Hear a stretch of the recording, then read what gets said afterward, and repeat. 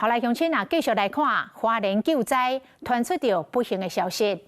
桃园一个卡土机的头家，灾后第2天到花莲帮忙救灾，安尼无暝无日，小连续做8天，就算倒脚擦着伤，也是无休困。想袂到感染愈来愈严重，最后引发着败血症，伫个昨中秋节的暗时过身了。头家后生讲，这爸爸当天看到新闻，就坚持要去救灾。以为爸爸感觉骄傲，但是嘛真唔甘。总统赖清德讲伊真艰苦，要代表国家感谢林头家大爱的精神，嘛要提醒志工爱平安倒转去。天未光，就已经到花莲光复灾区。工程行的头家带孙仔甲员工，分别驶2台货车，载4台山鸟，伫灾后的第2天去现场救灾。天拍破啊光，就随动工，土头机超前，无分每日青东烂土。头家倒脚虽然风拄着伤，不过也是喙齿更加力，坚守伫现场。这一点就是8天，想袂到空喙引发着败血症，伫中秋节迄天过身。孙仔发文章讲，阿叔真热心，工课会当帮你。不过救灾一天无完成，伊就袂回去桃园。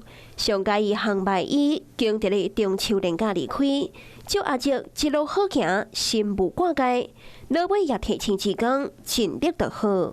他在看到那些新闻的时候，就是很不舍光复村的那些人，然后就是直接放下自己手边的工作，然后直接到光复村，然后直接去帮忙。真的有那么热忱，所以想说陪他去1天，因为自己还要上学，所以就是很舍不得他这样。伊的囝儿带伊最后一届巡场，伊在生前前用心经营的工程行，陪伊行完人生的最后一段路。总统听到消息也表示哀悼，非常非常难过。我要代表国家感谢林老板的热心助人的大爱精神，也向林先生的不幸离世表达哀悼之意，也安慰家属节哀。头家伫灾后的第2天就投入救灾，这8天拢无休喘，都是希望会当互更较侪人平安。伊用行动写下上无私的勇气。Hello， 我是张新文。想要抢先掌握最及时的新闻资讯吗？赶快订阅、按赞、开启小铃铛，锁定华视新闻 YouTube 频道。